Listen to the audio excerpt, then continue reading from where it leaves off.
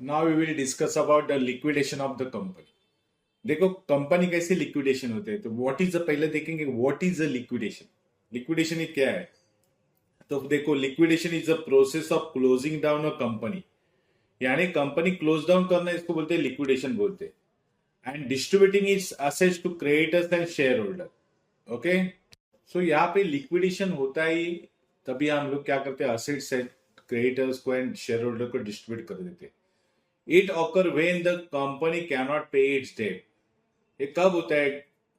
Liquidation कब होता है? जब कंपनी पे नहीं कर सकती है डेब्ट्स को, मतलब वो कंपनी इंसॉल्वेंसी हो गई, या when the owner decided to voluntarily close the business. इसमें ऑनर्स यानी शेयर होल्डर भी डिसाइड करते हैं चलो बिजनेस बंद करेंगे वॉलेंटरीली, तो उसको बोलते हैं liquidation. Once the company liquidated होते हैं तो क्या होता है? तो पहला होता है इट सीज ऑपरेशनल परमानेंटली, यानी उसका ऑपरेशन यानी अफेयर जो रहता है बिजनेस का वो परमानेंटली क्लोज होता है। एंड इट सोल्ड आर, मतलब its assets are sold to pay off debts, यानी सारे असेट्स बेचे जाते हैं डेब्ट पे ऑफ करने के लिए। एनी रिमेनिंग फंड जो भी रहेगा are distributed to share holder को पे किया जाता है। एंड द कंपनी क्या हो जाती है? Dis register and no longer exist legally. तो आपको कभी पूछेंगे व्हाट इज द लिक्विडेशन या लिक्विडेशन के बारे में, तो पहला लिखो लिक्विडेशन यानी क्या, हम लोग कंपनी बंद करते हैं और सब सारे असेट्स जो भी रहेंगे, किसका किसका पैसा पे करने का रहेगा, शेयर होल्डर को रहेगा तो उसको पे करेंगे। और कभी कभी वॉलंटरीली भी क्लोज डाउन होता है या कंपलसरी भी क्लोज डाउन होता है। और क्लोज डाउन होता है तो कंपनी ऑपरेशन बंद कर देते हैं, असेट सेल होते हैं, सब असेट्स के पैसे डिस्ट्रीब्यूट किए जाते हैं और कंपनी रजिस्टर से निकल जाए। तो अभी ये था लिक्विडेशन। अभी देखेंगे इसके टाइप्स क्या। तो टाइप्स ऑफ लिक्विडेशन देखो, there are three main types of the liquidation है। एक वॉलेंटरी लिक्विडेशन, इसमें कौन इनिशिएटेड देता है? तो initiated by company itself. Voluntary यानी कंपनी खुद करती है क्लोज। क्यों करते हैं? When the owner and director decided to close down, यानी ओनर और डायरेक्टर ही डिसाइड करते हैं कि हम लोग बिजनेस बंद करेंगे।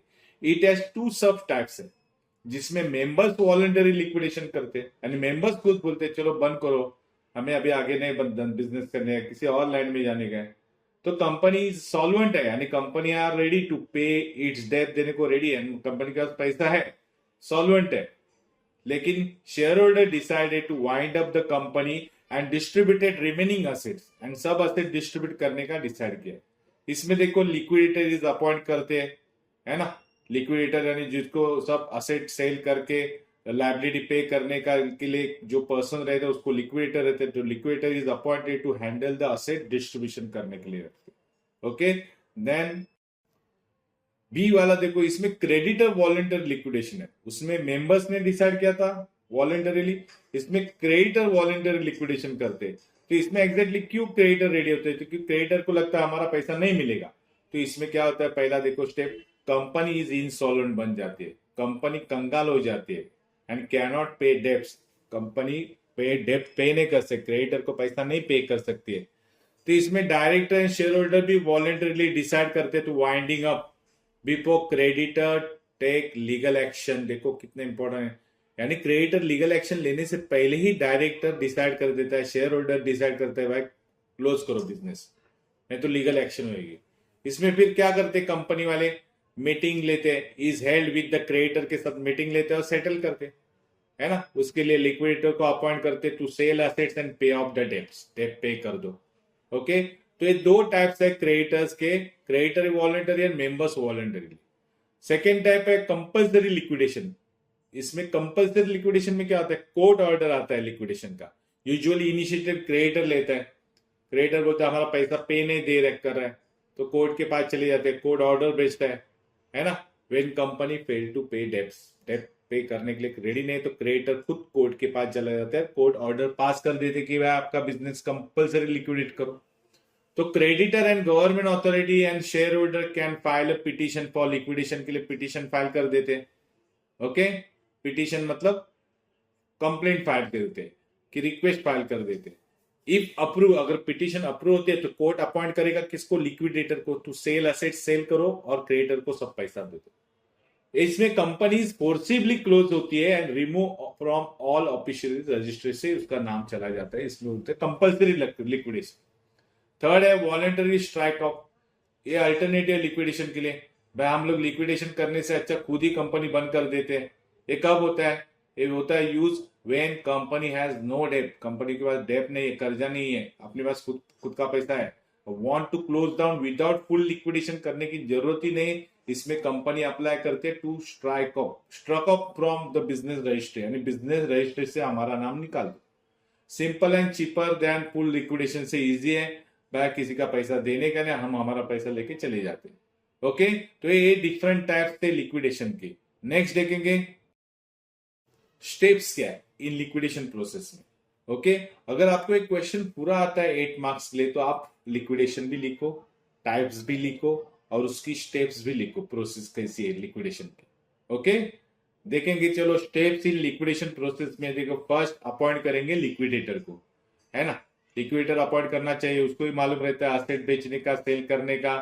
ओके, लाइसेंस इंसॉल्वेंसी प्रैक्टिशनर रहते हैं, is appointed to manage liquidator. Okay, यानी लाइसेंस इंसॉल्वेंसी प्रैक्टिशनर रहता है, वो इज अपॉइंटेड करता है, ए लिक्विडेशन मैनेज करता है।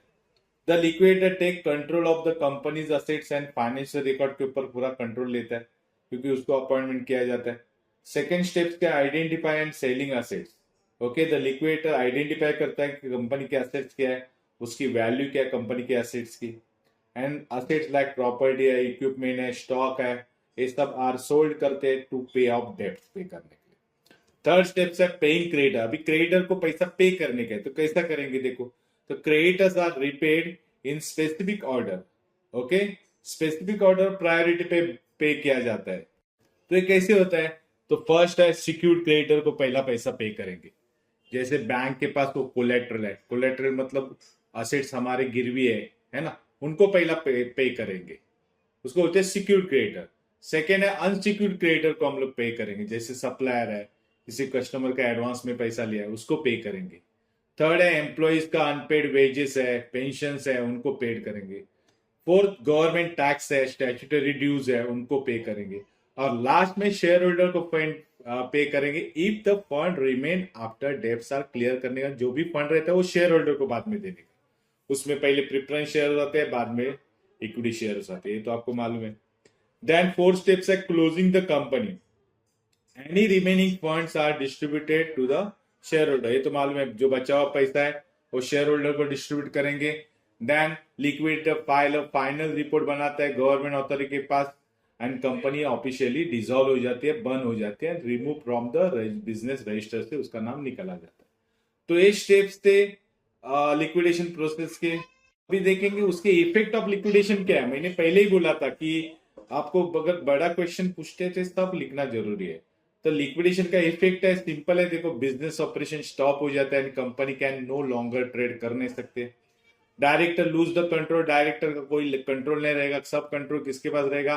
तो liquidator take over the company affairs लेंगे। Then employees lose job, staff are usually made redundant, नाखुश होते हैं क्योंकि उनका जॉब जाने वाला है। तो ये लिक्विडेशन के परिणाम है, कंपनी के assets are sold, everything own by company is liquidated हो जाएंगे, यानी सोल्ड हो जाएंगे, कंपनी के पास कुछ भी नहीं रहेगा। लीगल एंटिटी एंड हो जाते हैं, कंपनी जो लीगली रहती है cease to exist once the process is complete हो जाते हैं, कंपनी सीज टू एग्जिस्ट मतलब स्टॉप हो जाती है, मतलब लीगल एंटिटी नहीं रहेगी। तो ये इफेक्ट है लिक्विडेशन के।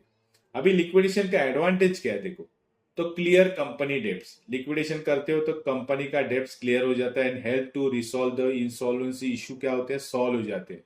Okay, legal protection, prevent further legal action by creditor, यानी क्रेडिटर कोई और आगे लीगल एक्शन नहीं लेगा क्योंकि हम लोग ने लीगली लिक्विडेशन किया है।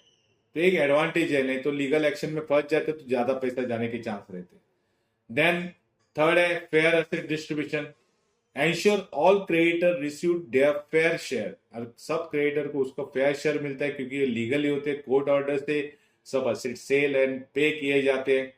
तो ये फेयर एसेट डिस्ट्रीब्यूशन। और लास्ट है फ्रेश स्टार्ट फॉर डायरेक्टर, अब डायरेक्टर की जब डिफॉल्ट में नहीं आता है उन्हें फ्रेश स्टार्ट करने की चांसेस मिलते हैं, so they can move on to other business में जा सकते हैं आफ्टर लिक्विडेशन के बारे में, उनपे कोई लीगल एक्शन नहीं होगी। तो ये लीगली लिक्विडेशन का एडवांटेज है। अभी डिसएडवांटेज क्या है लिक्विडेशन के, तो पहला loss of business, so company permanently shut down, company बंद हो जाती है।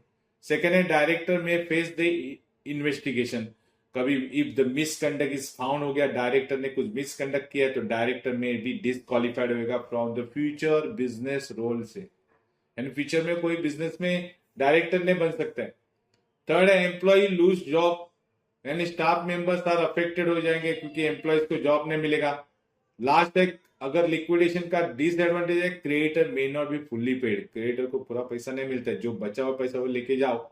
If the assets are insufficient creditor suffer loss, creditor को कुछ फायदा नहीं होता है। तो ये डिसएडवांटेज क्रिएटर्स का था। ओके, नेक्स्ट देखेंगे। तो हम लोग ने लास्ट क्वेश्चन जो देखा था लिक्विडेशन के बारे में, टाइप्स देखे, उसके एडवांटेज डिसएडवांटेज भी देखे, प्रोसेस भी देखे थी। तो एक लिक्विडेशन का क्वेश्चन बड़ा आता है तो पूरा वो लिख दो, और अगर आपको liquidity of finance statement of account आता है तो इसके लिए एक क्वेश्चन लिखो। ये भी प्रोसेस जैसा ही है लेकिन थोड़ा डिटेल्स में, एक क्वेश्चन बहुत बार आ चुका है। ओके, देखो second question, liquidator final statement of account. So liquidator final statement of account is a financial statement है जो प्रिपेयर कौन करता है, लिक्विडेटर करता है ना। लिक्विडेटर को अपन मालूम है ना, कोर्ट करते, कोर्ट लीगल पर्सन रहता है। एट द एंड में जब वाइंडिंग अप होती है प्रोसेस ऑफ कंपनी, तब लिक्विडेटर को अपॉइंट किया जाता है कि भाई आप एक फाइनल स्टेटमेंट बनाओ, किसको कितना पैसा देने का है, कितना असेट सेल लिया है, सब बनाना पड़ता है। It provide summary of how company assets have been realise, ये समरी रहती है फाइनेंशियल स्टेटमेंट ऑफ अकाउंट की कि कंपनी के असेट्स कितने रियलाइज हुए, रियलाइज मतलब सेल हो चुके है ना, and how the proceed have been distributed among the creditor and share holder, यानी क्रेडिटर एंड शेयर होल्डर में कितना पैसा हम लोग बांटेंगे, डिस्ट्रीब्यूट करेंगे, ये इसकी एक स्टेटमेंट रहती है लिक्विडिटी। ओके, अभी देखेंगे स्टेटमेंट क्यों बनाने की, तो पर्पज ऑफ फाइनेंस स्टेटमेंट क्यों बनाने का, तो ट्रांसपेरेंसी आते हैं, तो एंश्योर ऑल स्टेक होल्डर जो है, स्टेक होल्डर यानी सब आ गए उसमें, क्रेडिटर आ गए, लोन वाले आ गए, शेयर होल्डर आ गए, डिबेंचर होल्डर आ गए, तो all stakeholder are inform about the liquidation process के बारे में बताया जाता है। तो ये ट्रांसपेरेंसी आ गई, यानी सबको पैसा मिलेगा जो भी आएगा वो। देन अकाउंटेबिलिटी मतलब show how the liquidator has manage the company assets and liability, यानी कंपनी के जो असेट्स एंड लायबिलिटी है वो कैसे मैनेज करता है वो सब सामने दिखाया जाता है। ओके, पेपर वर्क से। Then legal requirement necessary for completing the liquidation and dissolve the company, और ये जो लिक्विडेशन है ना वो कंप्लीट होती है और कंपनी डिसॉल्व होती है, तो ये लीगल रिक्वायरमेंट भी होती है। देन कंटेंट्स देखेंगे, फाइनल स्टेटमेंट में क्या क्या लिखते हैं हम लोग, जैसे हम लोग प्रैक्टिकल में भी फाइनल स्टेटमेंट बनाना पड़ता है, तो देखो कंटेंट्स क्या रहते हैं। तो पहला हम लोग रिसिप्ट साइड बनाते हैं, रिसिप्ट साइड में क्या रहता है, रियलाइजेशन ऑफ असेट, यानी असेट कितने रियलाइज हो गए, उसका कितना पैसा आया। तो पहला देखेंगे कैश इन हैंड कितना है, कैश एट बैंक कितना। ओके, तो पहला लिखते हैं। बाद में cell proceed from asset like property है, मशीन है, स्टॉक है, इन्वेस्टमेंट है, सब बेच के कितना पैसा आता है वो लिखेंगे। फिर money recover from debtor, debtor जिसको माल हम लोग ने सेल किया उससे कितना पैसा आना हुआ, रिकवर किया क्या, वो कितना पैसा है वो लिखो। देन कॉल सम कॉन्ट्रीब्यूटरी, जो भी कॉन्ट्रीब्यूटरी थे यानी शेयर होल्डर थे जिन्होंने अभी तक पैसा पे नहीं किया, उनके पास से पैसा पे किया जाता है, रिसीव किया जाता है। If the share holder are liable for unpaid share, unpaid यानी शेयर होल्डर ने शेयर खरीदे लेकिन उसका आधा पैसा पे किया, आधा पैसा नहीं पे किया, तो वो आधा पैसा पे नहीं किया वो रिकवर करना पड़ता है। तो ये सब पैसा आता है तो हम लोग रिसिप्ट साइड में लिखते हैं। बाद में पेमेंट करेंगे तो settling the liability, second point, यानी लिक्विडेशन एक्सपेंसेस पहला साइड में निकालो, उसको पहला पे करो क्योंकि वो तो उसका काम है। तो legal fees and liquidator remuneration पहला पे करो। Then payment to secured and preferential creditor को पहला पे करो। सिक्योर्ड एंड प्रिफरेंशियल क्रेडिटर में कौन कौन आता है, तो एम्प्लॉइज आते हैं, टैक्स आता है ना। Then payment to unsecured creditor, last में अनसिक्योर्ड क्रेडिटर को पेड करो if the fund remain, fund बचेगा तो। ओके, देन नेक्स्ट स्टेप्स है डिस्ट्रीब्यूटेड टू शेयर होल्डर, यानी शेयर होल्डर को बचा हुआ पैसा दो। If any surplus remain after paying, creditor को पे करने के बाद it is distributed to share holder according to the share holding के हिसाब से उनको पैसा दो। लास्ट में फोर्थ में closing balance, after all payment final cash balance should be zero आती है क्या, अगर जीरो आती है तो जीरो आएगी क्योंकि बचा हुआ पैसा हम लोग शेयर होल्डर को बांटेंगे तो जीरो ही आएगा बैलेंस, तो indicating completion of liquidation process complete हुआ ऐसा होता है। अगर शेयर होल्डर को भी कुछ नहीं मिला तो भी जीरो आने वाला है, पैसा तो सब बांटने का ही है। फिफ्थ है लीगल एंड प्रोसीजर एस्पेक्ट। अभी आगे कौन सा है? The final statement is submitted किसके पास किया जाता है? कोर्ट के पास, रेगुलेटरी बॉडी के पास जाता है, यानी मतलब रजिस्टर ऑफ कंपनी यानी आरओसी के पास दिया जाता है, क्योंकि ये स्टेटमेंट पहले बनाते बाद में ये सब होता है।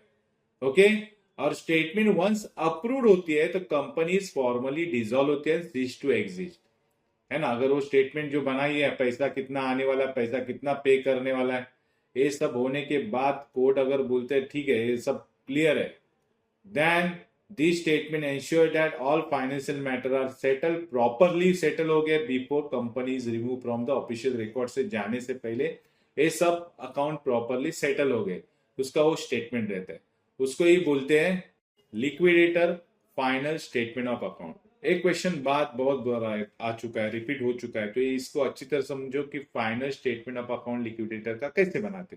ओके,